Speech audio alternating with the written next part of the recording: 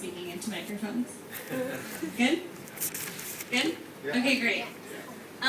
Well, thank you all so much for inviting me here and being here. It's a real honor. It's really exciting to see so many young and excited people here as well. I feel like I'm back in a campaign office again, and it's really exciting to be here.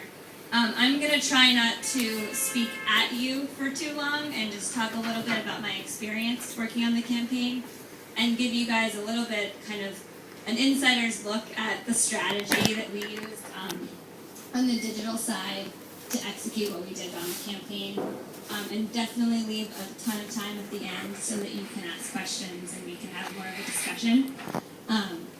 So I will just get started with that and just give you a little bit of background on myself. I was in college, I was in my final year in university in 2008, and I was a fine arts major, studying graphic design, and my plan was to go be a graphic designer and never do anything having to do with politics or activism or anything in 2008. And that all changed on January 3rd, 2008, when then Senator Obama won the Iowa caucus. Glamorous work you can imagine on the campaign. I was going door to door, talking to voters, organizing volunteers, and really just mobilizing people in the communities across the country, really. And so, if you fast forward from there, I was on the team that helped officially launch his re-election campaign, and the way that we did that was through an email, an online video, and a Facebook application. We didn't have the president standing at a podium. There wasn't a press release.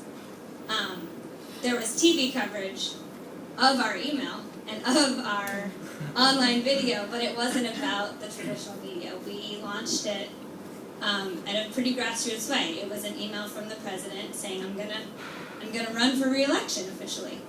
And so this was a really incredible experience. I was one of the first people that moved to Chicago, where our headquarters were.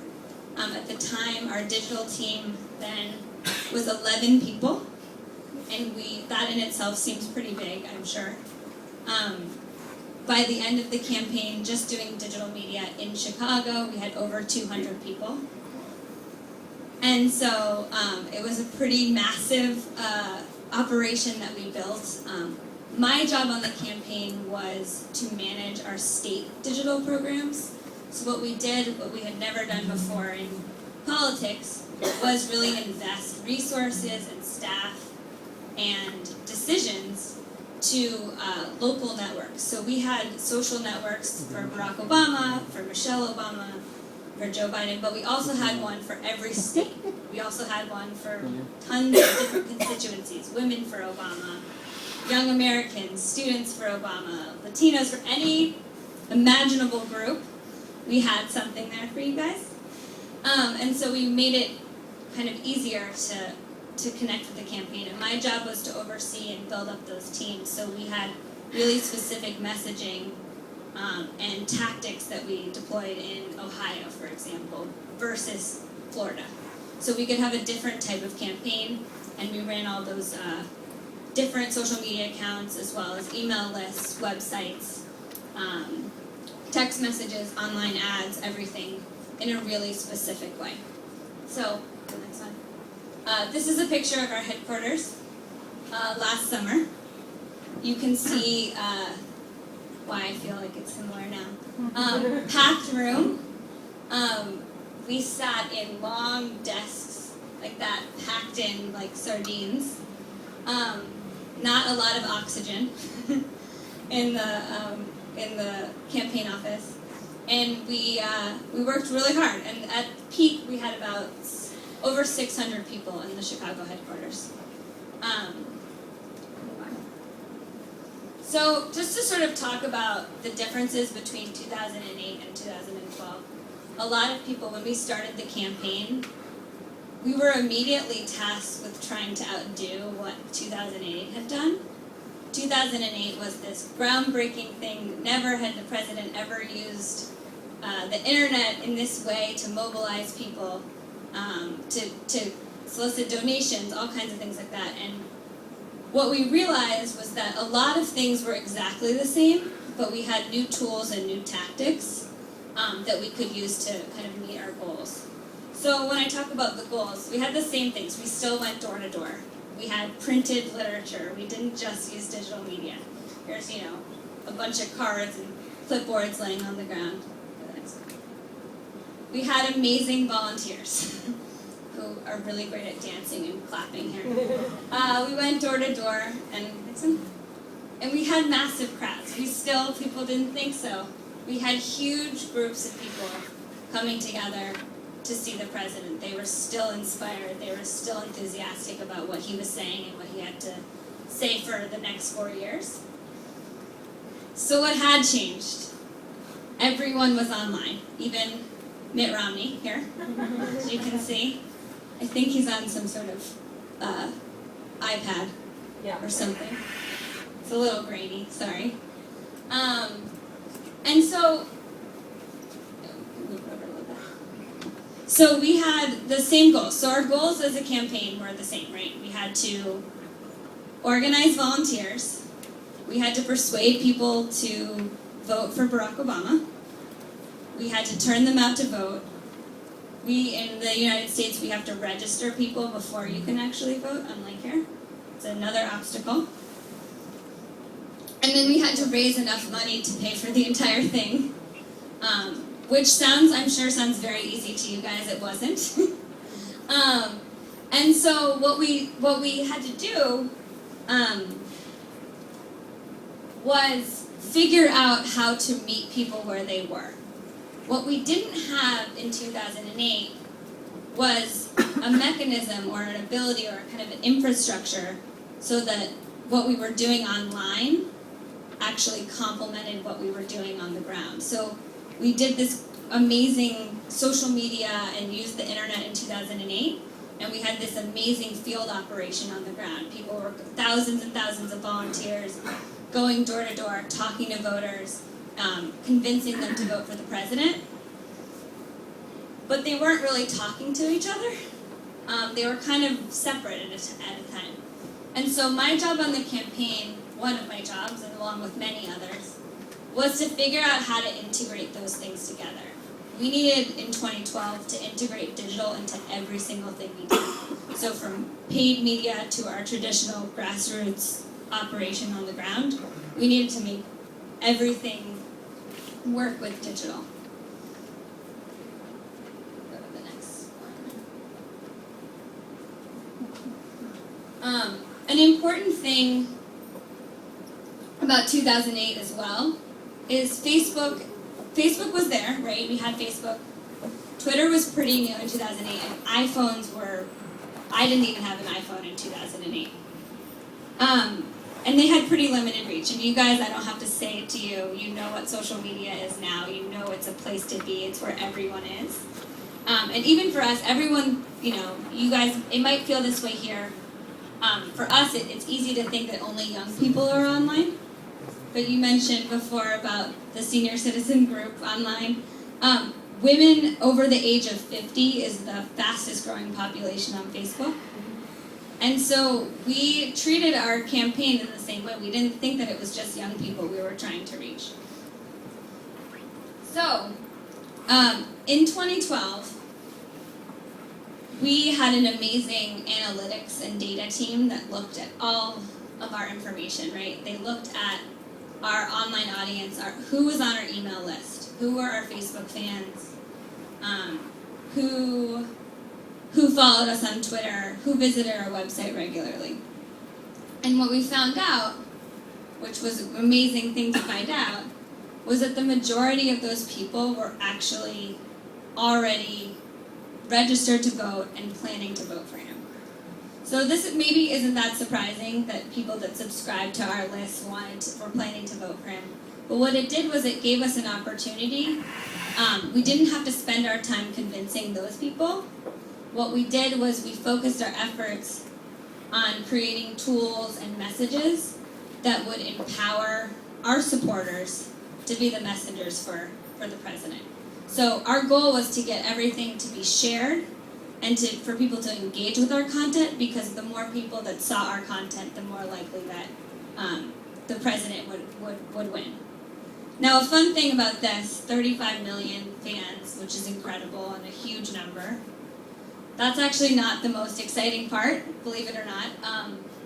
It's that of these 35 million friends that the President Barack Obama has on Facebook,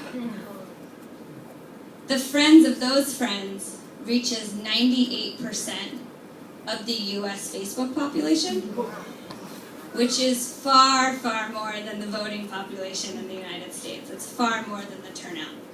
And so figuring that out was really important to us because it meant going back to the idea of sharing and engaging and the reach that we could have. That was more important to us than just talking to these people. So if we go to the next slide. The question. We got a next slide for that. Usually my timing's a little better when I can do it. So we started to ask this question: how are we gonna give our supporters the best experience we could online? What we knew was that the campaign was built, the model of the Obama organizing and what was so successful was built on the idea that face-to-face conversations and building relationships and, that going door-to-door traditional campaigning is what makes the difference. And so what we decided to do and what we were tasked with taking on was figuring out how to mirror that online. How could we build really great relationships with our 35 million supporters on Facebook? And how could we create more meaningful relationships so that they trusted us and we could trust them to be the messengers and be the advocates for us?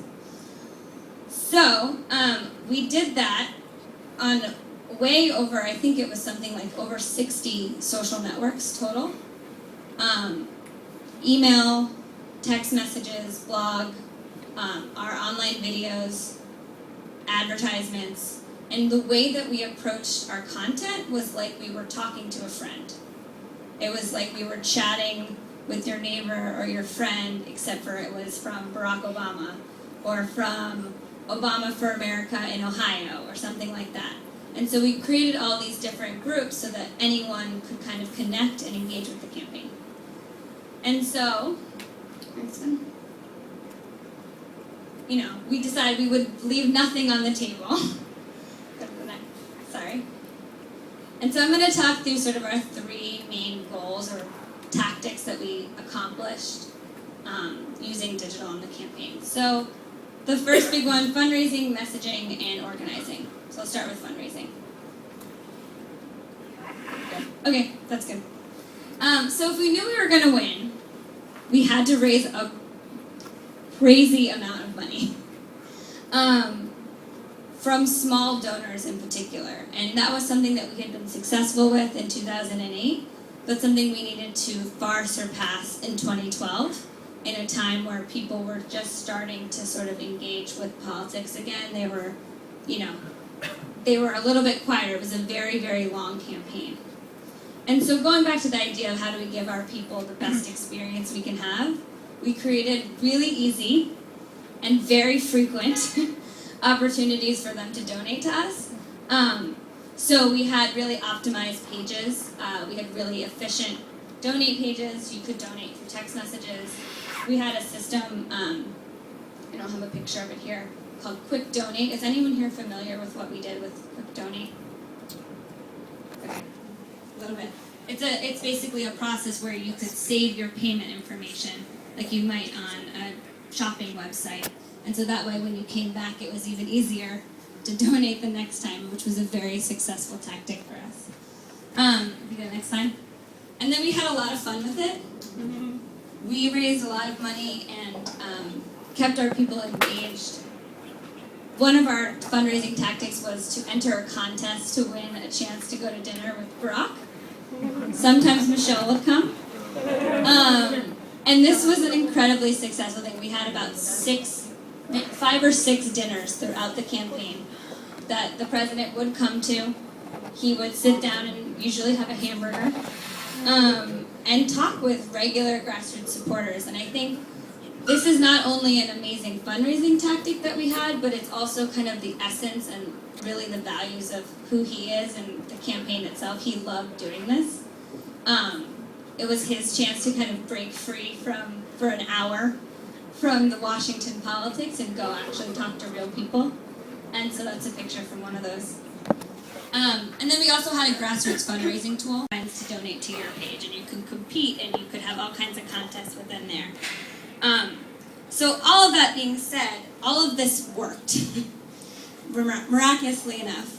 And the result was pretty astounding. If you go to the next one.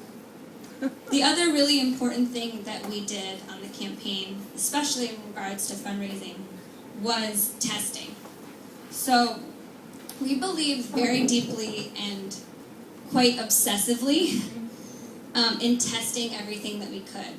So right here, this is a picture of a whiteboard in our office for one email that we were sending, where we segmented it out into multiple different lists, and we were testing subject lines, messages, pictures, all types of different things to see what would perform the best.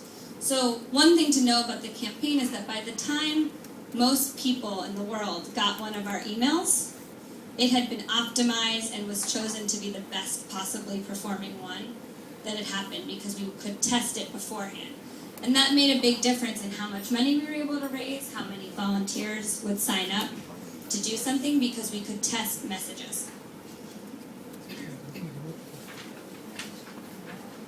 We also tested things on social networks, right? We tested, should we use photos on Facebook? How often? What time of day should we be posting things?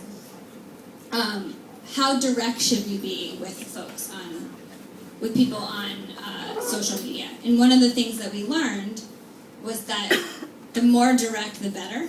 When we wanted someone to share something, believe it or not, just asking them to share it is what worked the best. So when we would say, share this post if you like it, or share this post if you stand with the president, that worked. When we would send emails that said, you should forward this, people forwarded it. And it was kind of remarkable. It felt a little bit like it was a little aggressive, right? Like we were telling people what to do. But in the end, people responded really well, and our content was shared, people engaged with our stuff, and more people saw it. It's the last one. So by the end of the campaign, we raised $690 million online through emails, text messages, online ads, you name it, social media, from 4.5 million donors. So you'll see here, not blocking it, the average donation there was $53, which is very low for any kind of political campaign. And, this was really important that we did this because we were up against a lot. We were up against, on the other side, there were a few very wealthy donors that were funding the other side, and we had a huge grassroots operation of 4.5 million unique people that donated to the campaign. I'm going to talk about messaging now. Sure. Oh, you can go back. So I talked earlier about the need to share and engage and everything like that. We were really tasked with finding compelling and creative ways to talk about the president's accomplishments. He had been in office for 4 years, and we had a lot at stake, but we also had a lot that we were still trying to accomplish. And so we needed to do that, but we also needed to amplify our overall campaign message that Mitt Romney was really bad for the White House. And so we tried to make everything possible to make sure that everyone knew these messages. So meet people where we are. I talked for a second earlier about all of the different networks we had. If you go to the next slide. So this is a screenshot. It's not a very good one, and I'm sorry, of our group's website, and just shows how many different types of groups you could connect with on the campaign. Our understanding here was that everyone had a different reason for connecting to the campaign, relating to the president, or standing for what he believed in. And maybe that was because you were a student, or maybe it was because you lived in Ohio, or maybe it was because you were a young woman who lived in Michigan, or something like that. But we gave everyone an opportunity to connect in whatever way they wanted. And so you'll see we have African Americans, Asian Americans, Catholics, educators, environmentalists, Jewish Americans, Latinos, LGBT, Native Americans, nurses, parents. This one is people with disabilities, seniors, people of faith. Some of them are cut off. Women, yeah, small business owners. We basically provided any possible option, whatever background you were, that you could connect to the campaign. We also did these state groups, which is what I managed. And we found that those were some of the most engaged networks that we had because people really enjoyed connecting with people on the local level, which is an interesting thing. So we would use our data to invite people to take action around certain things, around certain messages. So for example, if you signed a petition for supporting the president's policies on women's health, we might, and we knew that you were a woman, we might then send you an email asking you to join the Women for Obama group. From there, we could then continue to ask you to attend events in your neighborhood that were sponsored by women and organized by women and around women's issues. And so we basically had this opportunity to kind of move you up what we call the ladder of engagement, which is once you do one thing, we can then ask you to do another thing from there. And eventually we take you from being just an online supporter to an offline volunteer, hopefully knocking on doors and, you know, making phone calls for the president.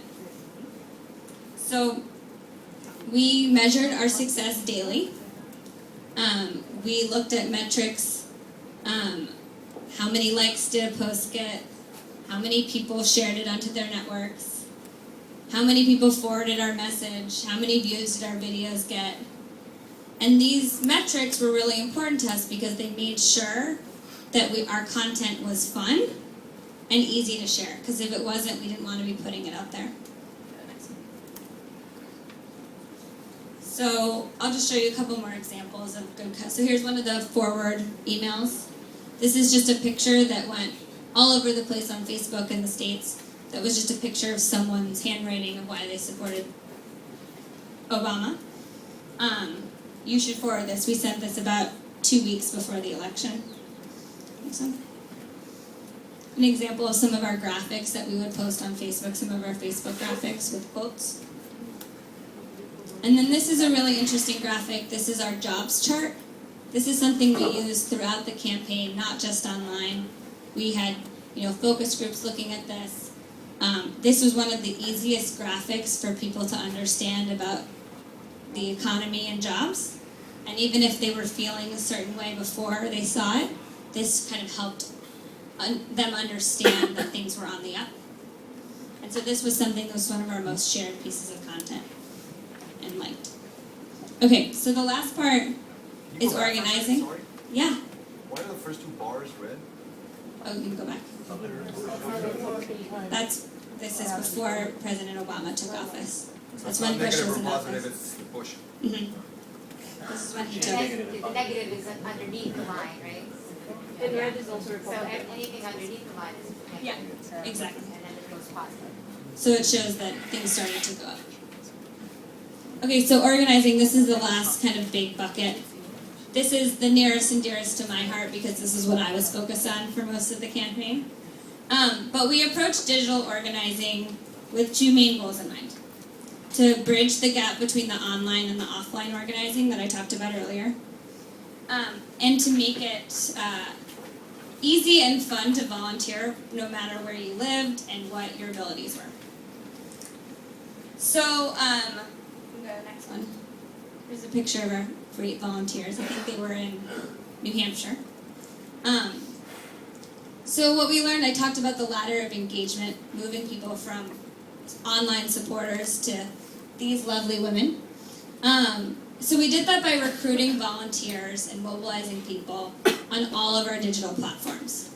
So we sent targeted emails asking people to volunteer. So here's an example of an email that I received asking me to go to a phone bank down the street from my apartment in Chicago.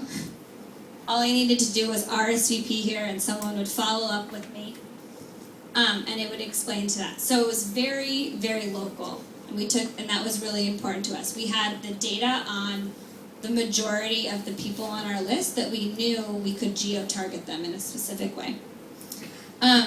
We also made it easy, go to the next one, to find your campaign office or events close by to you. So we wanted to make it as easy and accessible as it could, so anyone could get involved. So this is an example. You guys are going to start to notice I have a Ohio tendency here. I love Ohio. Where you can see just how many offices and events and things that were happening. You can see, this is our Ohio site a few weeks before the election. Where you can go vote, find events, call voters, find your office. Gotta Vote was our voter education website that we built that provided information about where, when, how, what you needed to bring with you, etc. So, no matter how many offices we opened, and we had 813 offices across the country, it was virtually impossible to be convenient and accessible to everyone. It's hard to be perfect, as I'm sure you know. And so we created, if you can go to the next slide when you get a sec. We created an online engagement tool that anyone with access to the internet could participate in. So this tool is called Dashboard. We had a lot of users. And basically what this did was it allowed volunteers to connect in the way that people were connecting offline in campaign offices face-to-face. When you joined, you were immediately grouped with people in your very close location, sort of in a team setting. And you had a lot of ways to volunteer. So we had one thing, which is one of my favorites, which is called the call tool. And if you clicked on here, you could make calls to voters in any state, wherever you were, from home. Our tool, it had phone numbers built in, a script. All you needed was a cell phone, and you could input data right there and then and call voters. So it basically gave you no excuse not to volunteer. And what was great about this was that it didn't matter if you didn't live near an office. It didn't matter if you didn't have time to go by an office. It also gave us an opportunity. In the states, we have 50 states, but in the election, we were really focused on a much smaller number that we needed to win. So we call that our battleground states or a swing state. So Ohio is a good example. So in a state like New York, where it tends to go for the Democratic nominee, and we were pretty certain that New York would go for Barack Obama this time, we still had a really active base of people that wanted to volunteer and could help. So some of them would go travel to Ohio or take buses to different states to volunteer. But what this tool gave us the opportunity is that people in New York, for example, never had to leave their homes, and they could call Ohio and Florida and Virginia and North Carolina and all these states that were really, really crucial to winning the election without ever having to leave their houses.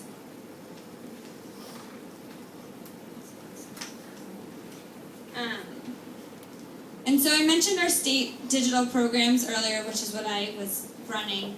We had state Facebook accounts, Twitter accounts, email lists, those targeted emails that I was talking about. It was one of the things that our campaign leadership invested in early on. We saw them as a place to really locally engage people, and so we invested a lot in growing those accounts. And I have one good story from Election Day, actually, of how this local digital organizing really worked. So if you are familiar, on Election Day there were very long lines across the country, something that the president now is focused on trying to help change some of the voting efforts in the country. And so there were long lines everywhere, and we were really nervous that people weren't going to stay in line. The rule was if you were in line by the time the polls closed, you could still vote, even if you hadn't gotten in to vote yet. And so we were tweeting, we were using Facebook, we were sending text messages and emails saying, stay in line, stay in line. One of the things we did in Virginia, where it was particularly close and particularly important, was we sent a text message to 100,000 subscribers in our Virginia list saying, can you volunteer to help keep people in line? Not just reminding them to stay in line. Can you volunteer and go to the polls and, stand there and make sure people stay in line? And in 15 minutes, we had 1,600 responses, which is way more than our operation on the ground could really handle in the last hour of the election. And of course, I can't say that the text message is why we won Virginia. But people did stay in line, and it was a really great opportunity for us to show that immediate effect of what digital media can do and how it can really move people. So the last part of digital organizing was about educating voters. I mentioned voter registration as being a huge component to our strategy overall. And so we built a website where you could actually register to vote. Some places you could do it online, depending on what state you lived in. But either way, we had a site that you could register to vote, you could share it with your friends, and over 1 million people, all you had to do was fill out a form, print it out, and mail it into your local office, and you were registered to vote. And over 1 million people did that on our site during the campaign. And then the last one is make it easy to know how to vote. So in the states, every state has different rules, different IDs that you need to bring. Sometimes you don't need an ID. Sometimes you can vote before Election Day. Sometimes you have to only vote on Election Day. We make it pretty complicated. I don't know why. And our job as a digital team was to make it seem like the most easy process in the world, and that it was fun and easy to vote no matter what, and that was our messaging. And so we created a tool like this. All you needed was to type in your home address, and it would tell you where to go and what time you could vote. Over 8 million people visited this site towards the end of the election, and so this was a really powerful tool for us, obviously. So last thing, this is just more of kind of an internal, this was our internal campaign slogan. This was hanging all over our office. This was kind of the ethos. This is what we were feeling all the time, which is respect, empower, include, and win. So it used to be in 2008 just respect, empower, and include. We added the win in 2012 because that was very, very important to us. So when I think about this, I just want to end my remarks with this, is I think that it matters how we approached everything we did. It didn't matter what necessarily the tactics or the tools we used, but this was sort of our mentality towards everything.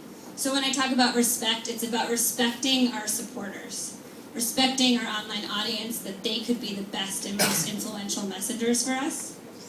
Empower, it's empowering our volunteers with the tools and the resources and the training and the messages to be those advocates on our behalf. Include, we talked about all the different ways that you could potentially engage and connect with the campaign. We were very inclusive. And win is about, our commitment to data and analytics. We wouldn't have won without it. And we worked really hard and we had a lot of sleepless nights. But it wouldn't have been without that kind of commitment to analytics had we won. And I think that this is just important because the thing is in 2008 we barely used Twitter, right? And I know that, who's on Twitter in this room? So much more than all the other conversations we've had today. Which is great because I know that a lot of young people are on Twitter. But there's always going to be something new and shiny and more exciting in the digital world. And that's what I like about digital technology, is it's always changing and it's always innovating. But it's about kind of using the same values and the same approach and strategy no matter what you're faced with. And so that's sort of where I'll leave you with that, and I'd love to open it up to questions and to talk a little bit more about what it was like and everything like that. So thank you so much for listening.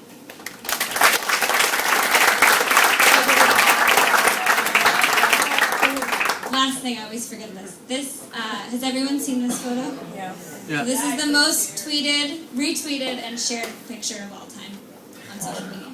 And we posted this the night that we won the election. Good. I'm glad. Me too. I retweeted it too. Yeah. Hey, first of all, thank you very much for your lecture. It's very inspiring, and you are very humble. Way to go. So I was wondering, all the things you talked about is about you used social media, but you already had an existing community. You already had supporters for Barack Obama, and then you had to use social media for the best. And I was wondering, what are your insights for people that are trying to create new ideas and don't necessarily already have these supporters? What's the best ways to utilize social media for creating a new idea?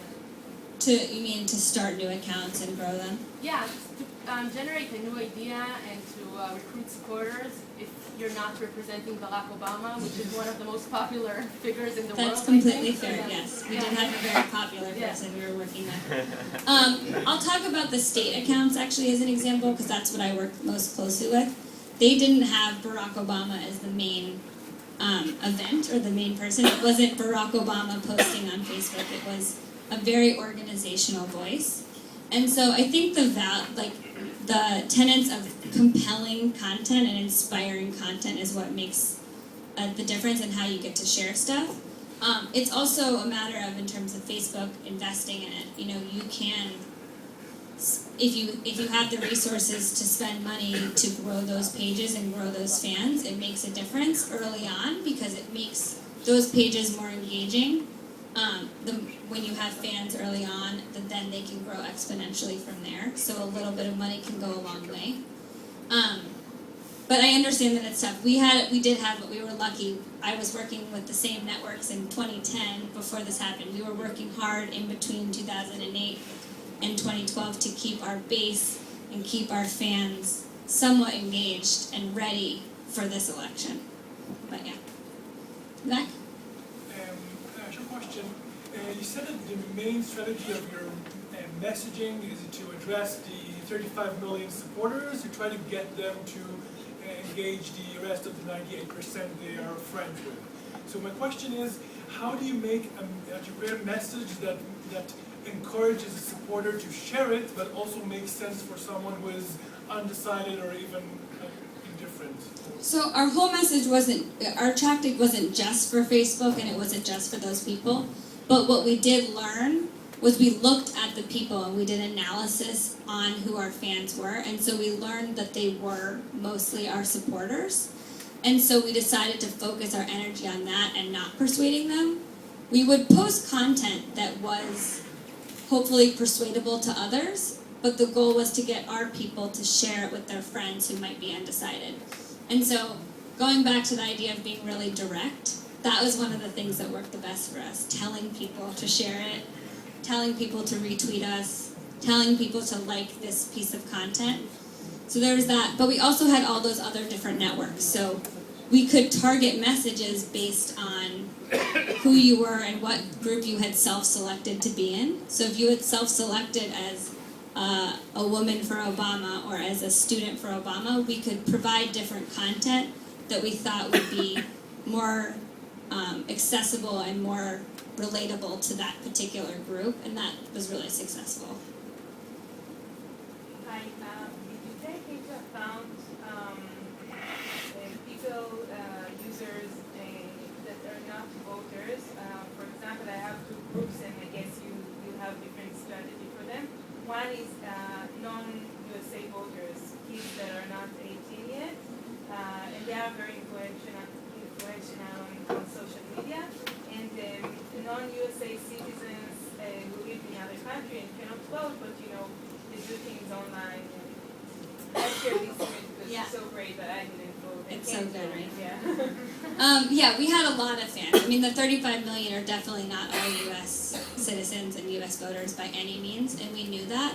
There would be times where we would post content and just limit it to U.S. citizens. You know how you can do that on Facebook?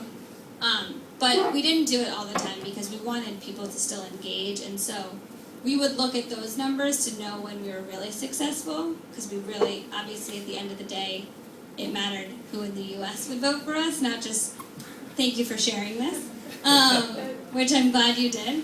But we knew that that reach still happened. You still had friends in the US, you still have, maybe you have family there, you have people that you could reach by sharing this that might be a US voter. What about kids? Kids? Less than younger than We didn't have a specific strategy, at least that I'm aware of, about them. We had Young Americans for Obama, which was one of our groups, and we had students, and some of the college campuses across the country were very active in their own way, but for the most part we were focusing our efforts on telling people to register to vote when they turned 18, making sure people got re-registered if they had moved or gone to a new school. So yeah, we didn't have a specific strategy there. Blue shirt. Yeah. Yeah, sorry. How do you avoid getting to the level of traffic that is considered spam? Because I read on Twitter and such, especially the last leg of the Ohio campaign was just unbearable for the people getting robocalls and bombarded by messages. Where's the fine line? I mean, if you don't advertise enough, the other side is louder. If you advertise enough, then you're overbearing. So you should not live in the state of Ohio, and you don't want to be bombarded with political messages because it's sort of the main place for political campaigns by the end. But we did the same thing online. We were pretty shameless in what we did in terms of the email volume and how many times we were sending emails to people. An interesting thing to know, so I used to get frustrated about this all the time. My focus on the campaign was on organizing and volunteers and turnout. I worked with everyone who was working on fundraising as well, but it was always that sort of fine line between how many times can we ask someone to give money and how many times can we ask someone to volunteer, and how do we value those things. And so we tested how many times we could send an email in a day to someone. And does that decrease their action over time? Will they still open our email? Will they still click on it? Will they still donate? Will they still sign up to volunteer or for an event? And the shocking thing, and I don't know what this says about our list and what about people, is it didn't affect it at all.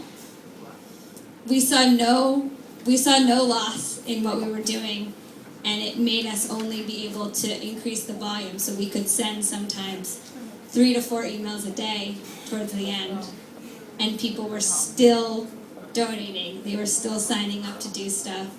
They were still taking action in some particular way.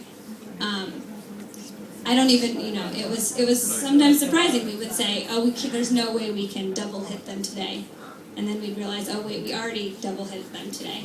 Let's just send them a third one. In the back? And when you work on a campaign like that, Could you speak up, sorry? first of all, thank you for the talk, right? Yeah. Secondly, when you work on a campaign like that, You might work wanna with a lot of different professionals, designers and analysts and developers and I don't know what else. Can you talk a little bit about the interaction in the team and the place of everyone there? Yeah, so that's a great question.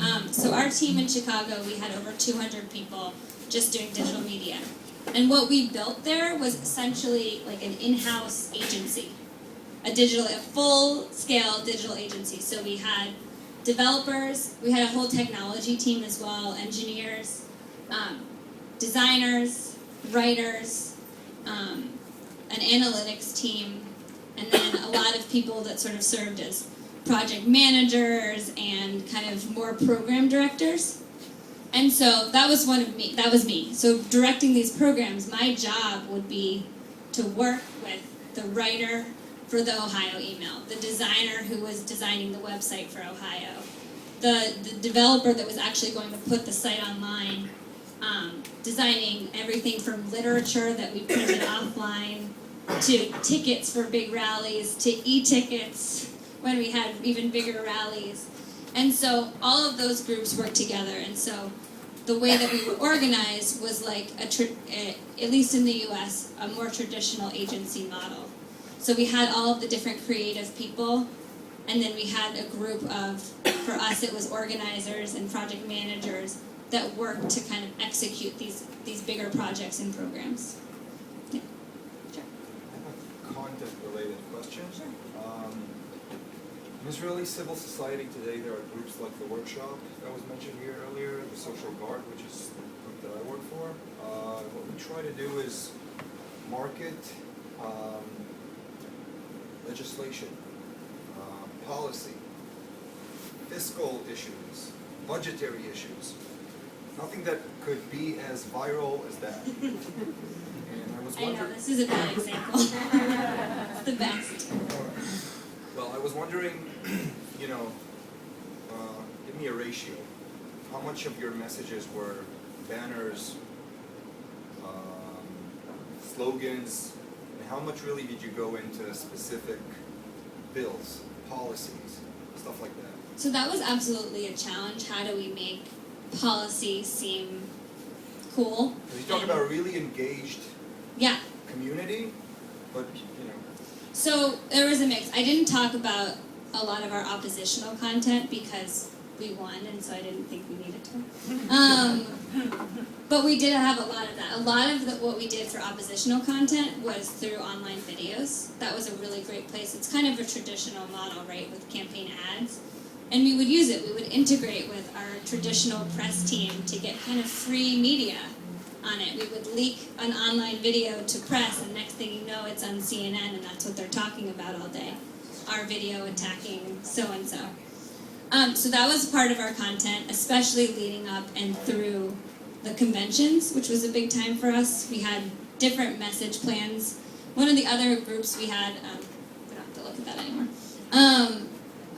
We had something that we called the Truth Team, which was another Facebook page, an email list, and it was Stephanie Cutter was one of our deputy campaign managers. You might recognize her. She's on TV a lot, and she was one of our main spokesperson people.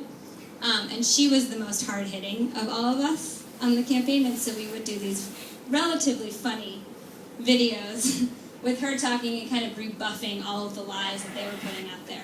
And so she became the voice of that. So that was a good way for us to kind of channel some of that content, people that had self-selected sometimes to get that message. In terms of the balance, I don't know the exact balance. I can't. It was different on every network. Our state networks were much more volunteer and organizationally based. The one for President Obama, he was still the president at the end of the day. So there were probably more adorable pictures of him and his wife hugging than there necessarily was of the more kind of aggressive stuff. But one of the things we did with policy was, you saw one of the graphics we did that was with a quote from the president on the chalkboard, I think it was. We did a lot of graphics like that was the president speaking, so it was his voice, it was a quote, and we would create these beautiful graphics like that looked like something he wanted to share. And they had a really good message on them, and they were about policy. The other thing that we would do is we would link to our website that had far more information than we could ever put out on Facebook or on Twitter to be able to get that out there. Sure. Hi. Two questions about the user database, if I may. If I understand correctly, by the end, or even at the beginning, you had a very vast database of a lot of information, personal information about potential voters, potential supporters, integrating information from social networks and personal contact information, addresses, etc. I was wondering, was all the where did you get the information from? Was it voluntary information that they supplied? Was it from voter registration elsewhere? And B, is there anyone else using this database right now? The DNC, the Obama campaign afterwards, is someone using this information, and for what goal? Very good question. So one of the things that we had to try and do, and we did it in a variety of ways, some places really successfully, sometimes less so, was try and we had all kinds of different databases that we were working with. We had our website and our email list, that was one database. We had the voter database that everyone on the ground was using, so that was where voter registration information came over, as well as volunteer information that people were manually putting in there. And one of the big goals was, how do we get those two to work together? So one of the things that we accomplished was those actually did sync pretty early on in the campaign. So we would send an email and someone would sign up to volunteer at the phone bank down the street. My information that I just gave to, again, it is voluntary, to RSVP, would sync over to the database that we had, that the field organizer in that office who was hosting the phone bank would see, oh, Katy Rose just RSVP'd for my event in the database that they're using normally, and could call me and say, reminder, you're coming to phone bank today, and make sure that I got there. So that was a really important part. The second part of your question, I'm already forgetting. Yeah, future use of the database, of that information. Oh, the future of it. I don't have the answer to that. Or even current use. Yeah, so OFA, Obama for America, has currently turned into, so in 2008 it was Obama for America. Then it turned into Organizing for America, which was at the Democratic National Committee, which is where I worked. Then it became Obama for America again. We have the same initials every time to make it easy for our branding. And now it's just recently turned into something called Organizing for Action. I know, it's hard.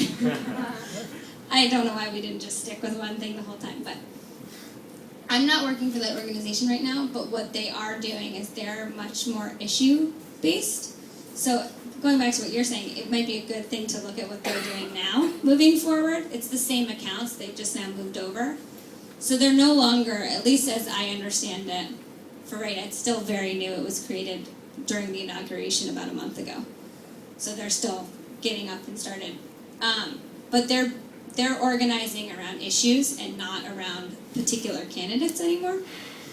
One of the things we did after the election was we sent out lots of surveys and got a lot of feedback from our supporters online. And we asked them what were the issues that mattered most to them, what were the things that they wanted to do next, and where did they see the organization going. We had kind of empowered and grown all of these amazing volunteers across the country, and they wanted to keep working, which is great. And so the biggest things that they came back to us with were about gun control reform, and immigration. So those are issues that were really important to them, things that they wanted to organize around. And so that's sort of where the organization has been moving. And so they're organizing around issues now and policy rather than around particular candidates. And so the data question, I'm not sure exactly how that's working. And it's also different because each state had their own, and there's a state part. It's very complicated. In the middle, right there. If you was asked today to do the same campaign, what was your insight? Like, what should you do different regarding what you already done? It's a good question too. So what would I do differently? I would hire people earlier. I know that sounds like a cop-out answer. One of the things that was so successful that we did was we had smaller digital teams in every state. But a lot of those, because we didn't know how much money we would have, we didn't know how much people would care and invest in digital on the local level, we had to make the case for it the whole time. And so some places we didn't get, the video producer to the state until August or September, whereas we could have been creating really important content all summer, things like that. So I think that investing even earlier and making the case for it and making a case better than we did, I think, would have been a thing that I did again. In the back in the red? You mentioned that you analyze your fan base in order to determine exactly who they are. Could you elaborate a little on this and that, like what exactly you did? So I didn't do it myself. We had a whole team of data analysis analysts that did this for us, and so I can't speak with authority on exactly how they looked at all of the different databases and made sure that they were talking to each other. But they also looked at our polling, and they looked at focus groups, everything that we could, and we were able to find out that information. Sorry. Could you please share what was your media spend to get those $690 million? What was the spend? How much did you did we spend? spend? Yeah. I don't know that number right now. I'm Rough, sorry. rough. I really don't know. I can't think of it off the top of my head. I'll think of it later and then have no way to tell you. You just asked a question in the back.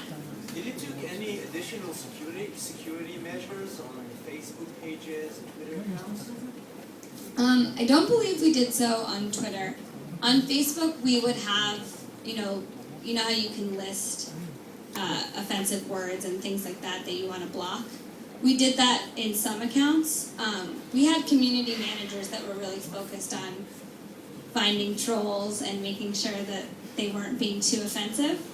Concerning about, hacking the page or trying to... In terms of that, sorry. We had a lot of security measures on our website, not so much, at least that I'm aware of, on Facebook.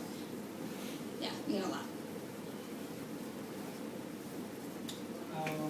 Regarding the big headache of the internal information flow between teams and between sites, I'm sure you use something more than just email to project management and make sure that everybody is synchronized on messages, or what do you do to even just collaborate on finalizing versions of documents that you publish, stuff like that? So believe it or not, a lot of that stuff was done in person sometimes. Actually face-to-face, traditional, talking to each other to make some of those final decisions. Every team, to be honest, we didn't have one system that worked across the campaign.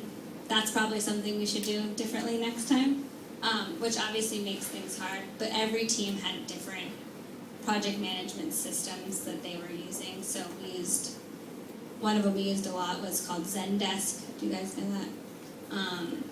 And I'm forgetting the one that the technology team used. It might come to me in a second. So there were a lot of things, and we were also constantly trying out new content management systems to manage all of these different accounts, and we were changing it all the time, to be totally honest. We never found one that was perfect. Yeah. You've been living in the social world for the past 5 years, and I'm curious to know your vision and agenda regarding the future of the social world. I think the world is getting more and more social, and people like to engage, and they learn how to enjoy the fact that they contribute to something that is bigger than themselves. Yeah. I'm just curious to know your personal agenda. Yeah, I think that's a really good point. I think part of the reason why I worked for the president for that long was because it was something bigger than myself. I loved being a part of the movement and working with the people that also were inspired by him. It was a really special group of people and a really unique setting, to be honest, to kind of have that tunnel vision towards that one goal of what we were trying to do that had nothing to do with our personal lives and our personal interests. In terms of I don't know what the future of social media looks like. I think that you're right that the world is more social and people are engaging, and more people, almost everyone is online now, and that's helping. I think it's a lot of what we did on the campaign was training and getting more and more people to understand how to use social media the best way they could to actually advance things, to kind of spark social change, to organize. And so I think that has a lot to do, and I hope to see that continue, at least in the progressive movement. We've been doing that a lot so far, training new people who just want to understand what social media means because they know that it's so important, but they don't know how to actually operate on it. But I think that it's changing all the time. I said this earlier, we barely use Twitter. Barack Obama was on Twitter in 2008 because he's smart. He knew. Our campaign knew. But we didn't really use it that much. And this time around, we had tons of accounts, and we were using it for all types of messaging and organizing. What do you think? I think that all the crowdfunding platforms and people that see the global change of the world and and fear for the same things and wish for the same things. I hope and wish that eventually it will create some kind of global movement, not in the movement ways the same as you have, some kind of volunteering movement, more than like a movement that is vision-based. This is what I hope that will eventually happen. Katy, we have time for one last question. Okay, one more. Now everyone's shy. Okay, no more. No more, then that's easier. No more. Thank you all so much for having me.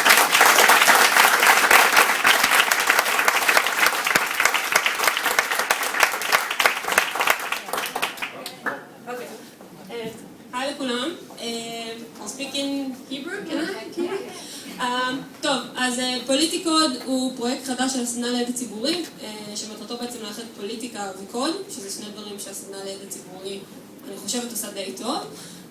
המטרה של הסדנה היא להנגיש מידע לציבור, יש לנו אתרים כמו כנסת פתוחה, יש לנו אתרים כמו התקציב הפתוח, ואם ברק אובמה והצוות שלו יודע לנצל מידע כדי להביא בוחרים, אנחנו חושבים שאין סיבה שאותם בוחרים לא יעשו דאטה מיינינג כדי לעשות שינוי חברתי משל עצמם, ואנחנו מחפשים הרבה מאוד אנשי תוכן שיבואו. אנחנו נמצאים כל יום שני ב-6 בגוגל, אז תבואו, זה אחלה בניין ונורא יפה, והקפה טוב. זה באלקטרה, בניין אלקטרה, יגאל אלון, קומה 26, יגאל אלון 98, ויש בירה חינם. ואם אתם רוצים, אתם יכולים ליצור איתנו קשר באתר, הסדנה.org.il. תודה לכם. Thank you, Katy. So it's